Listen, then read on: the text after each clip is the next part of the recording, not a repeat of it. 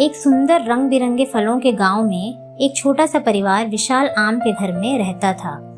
उस परिवार में सास, ससुर, बेटा और उसकी बहू रहते थे। बहू बहुत मेहनती और दयालु थी।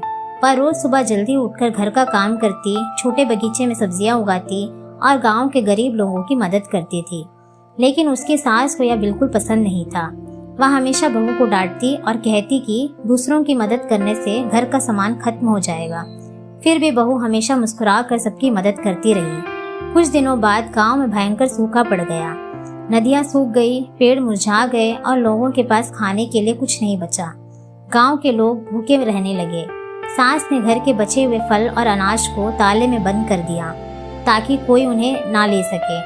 लेकिन रात के समय बहू चुपके से खाना बनाकर भूखे बच्चों और गरीब लोगों को खिलाती रही।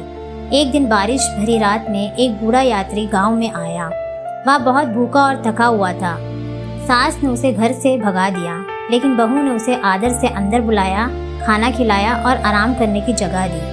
अगली सुबह वह बूढ़ा यात्री एक जादुई गांव का रक्षक बन गया। उसने बहू की दयालुता से खुश होकर पूरे गांव को आशीर्वाद दिया।